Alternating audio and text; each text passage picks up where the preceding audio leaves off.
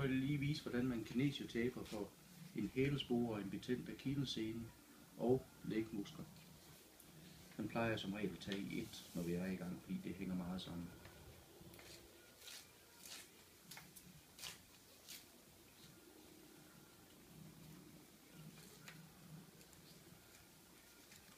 Så sætter jeg den godt på hernede under hælen.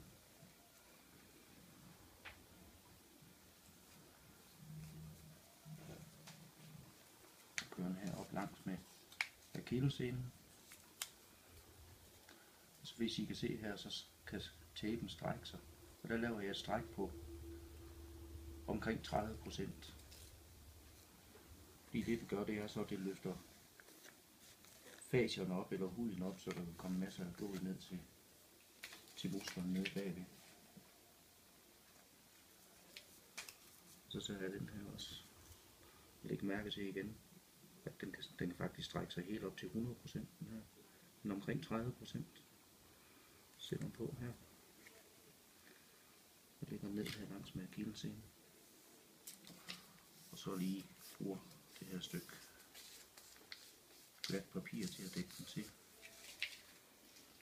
Det var så den til hælesporene heroppe omkring akillessenen.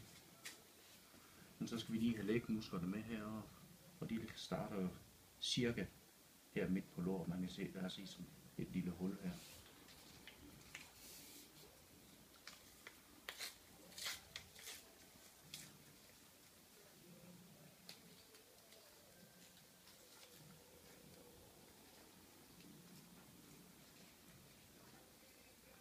Og der starter jeg med at sætte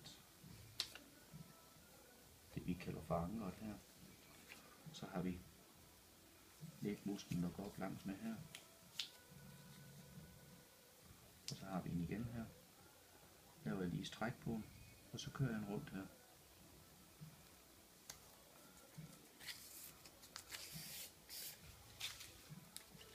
Og så gør jeg med den anden.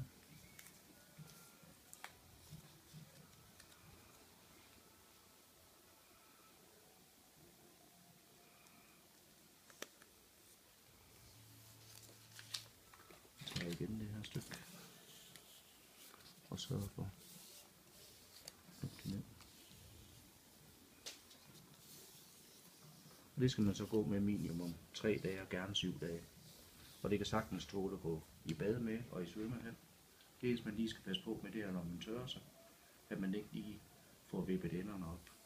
Men skulle det ske, så kan man lige klippe dem af.